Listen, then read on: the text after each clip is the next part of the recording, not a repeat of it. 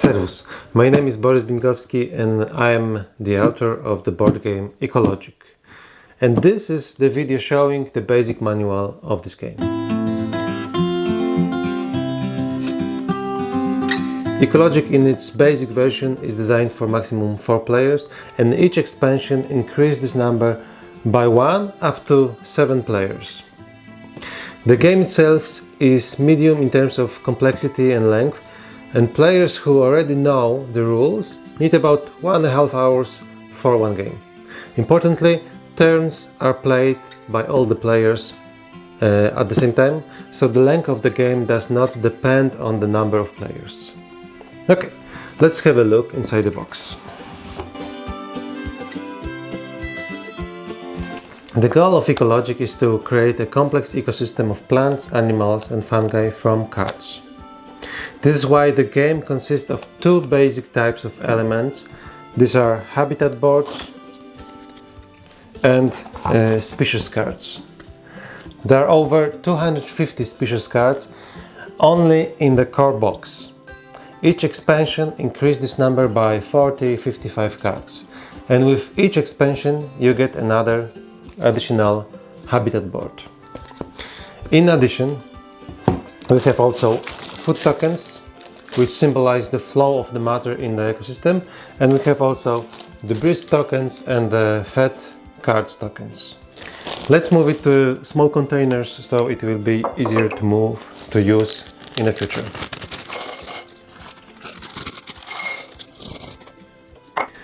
In the box we can also find manual, of course. We don't need it because this is the manual. And we can find 2 dice which are important for the solo or one-person game. For now, these are not important. As you can see, each habitat has its own board with a distinctive graphic. Players draw 4 habitats. If habitats are repeated, they have the right to be replaced. So the ecosystem made of habitats is as diverse as possible. We put those habitats in front of each players, we open them and put it in any order we like. In the middle of the table we also put a weather board, which is here. Then we deal each player 8 cards from shuffled pool of cards and we can start the game.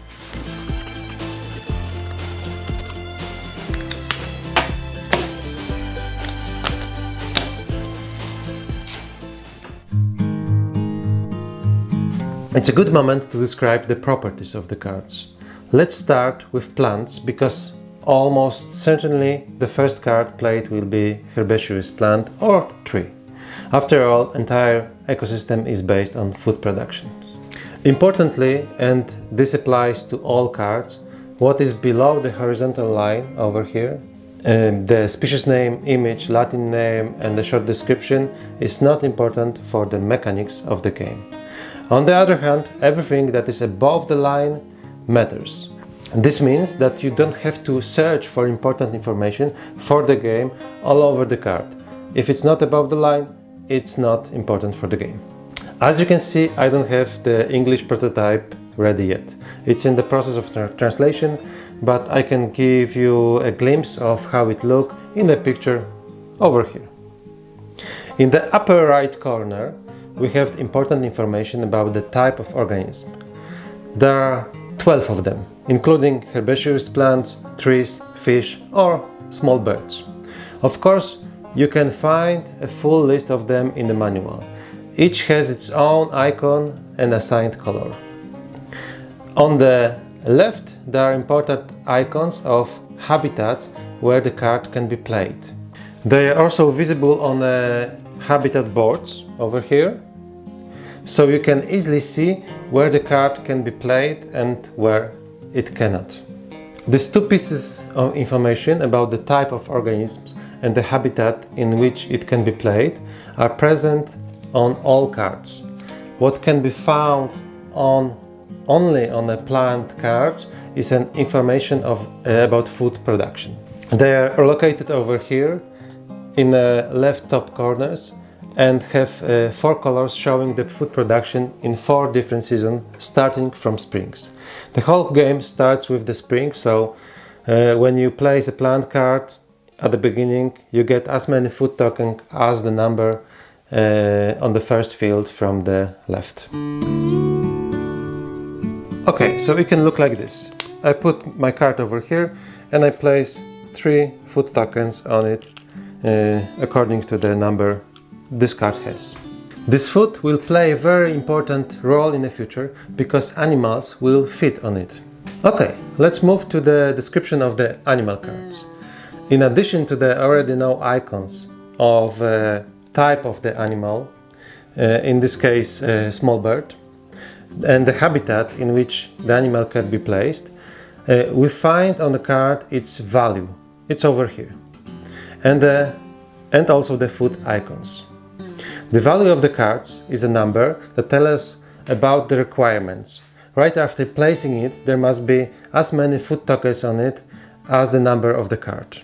In this case, I'm quite lucky because I can place this card over here in the same habitat as my plant, and the food requirements is 3. I have 3 food tokens on my first card, so I can move it from my plant card to my bird card. So it's possible to put this card in this habitat.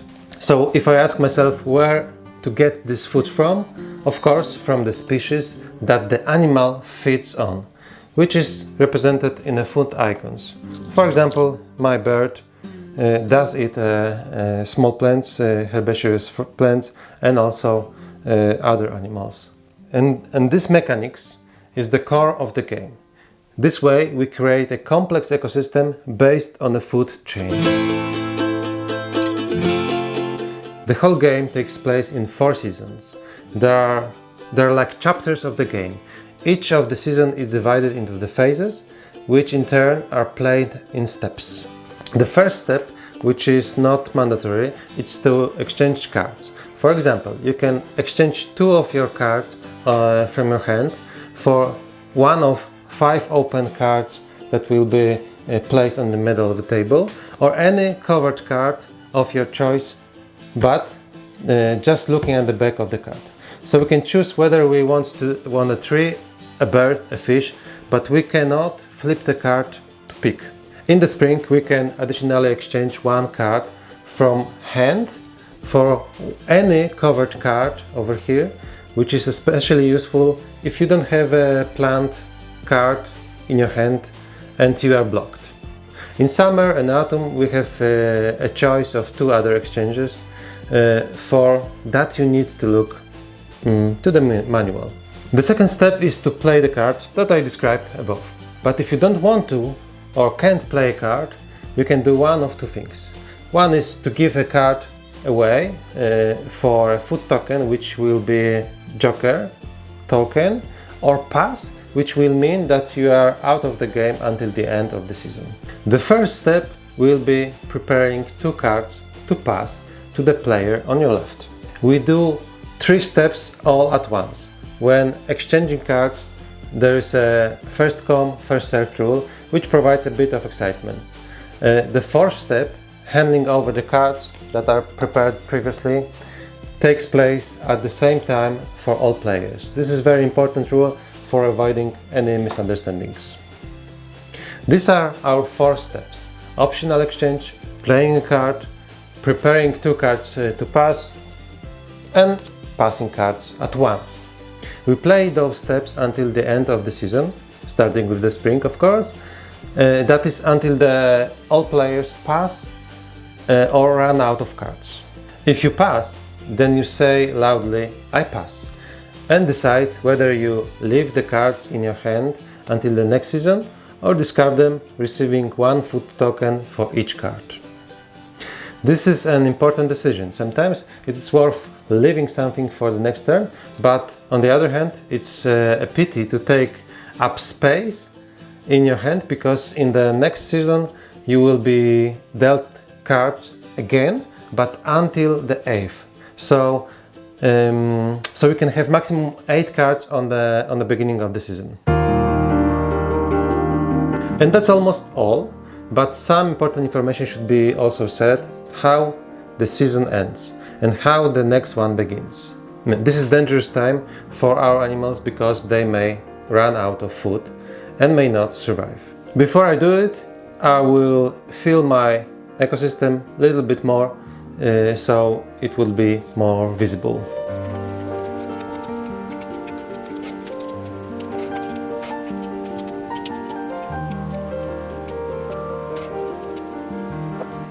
Okay, I filled my ecosystem a little bit. It's how it may look after the second season, more or less, meaning the summer. And as you can see, not all the cards has its pictures on it yet, because this is the still prototype. So there are small changes may occur, but I don't think the changes may apply to the mechanics of the game. Okay, let's think what we do after the end of the season. For each end of the season, we have to take any odd token, an example the 4th of the 5th, and it is replaced by the remains tokens. It looks like this.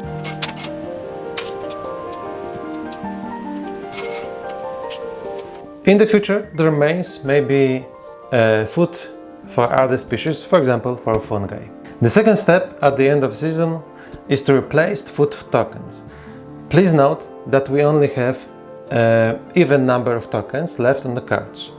This will make our task easier, because reduction means dividing in half. From each pair there is one left on the card. Let's do it. Okay, done. And this is how the season ends. A new season is coming. We need to fit our organism in the habitats. We start with plants. They produce food in the number shown on the card according to the season. This is simple.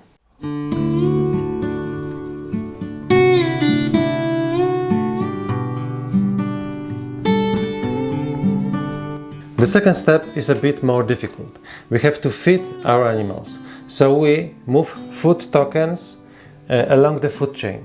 We do it in any order, but we must remember that each species must have at least as many tokens as the value of the card, at least for a moment.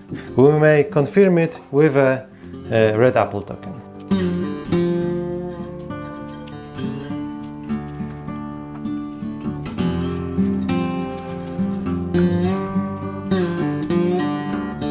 So this is how it may look after the second season and on the beginning of the third season, meaning autumn.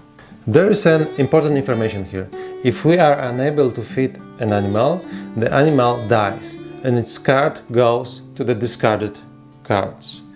Therefore, if it's worth ensuring the stability of the ecosystem, then at the beginning of every season we draw up to 8 cards and we can start our 4 steps again. And that's it. Of course, many cards have special abilities described on cards, most of them affecting other players. And there are also cards that can be placed at the edge of habitats, like this one. Then they can use food from both of them. Some of these additional skills are crucial for applying a winning strategy. There are also weather cards that can help the player or harm others. This is all described on the cards and in the manual, of course. The game ends at the end of winter, so we can count the points. The strength of this game is also its simple ending. Counting the points takes about 30 seconds. There are 2 ways to win, so 2 people can win in 2 different categories.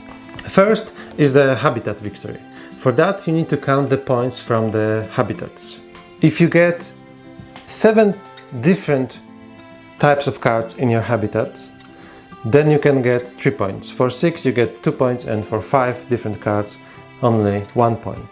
In this example I only have probably 1 point in this habitat because I have 1, 2, 3, 4, 5 different types of cards.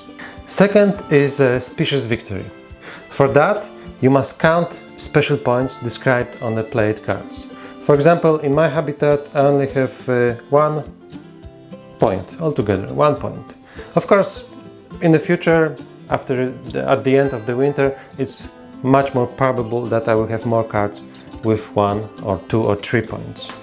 If you like, you can sum up points from species victory and the habitat victory to choose the winner of the ecosystem, the winner of the game, let's say. And that's all.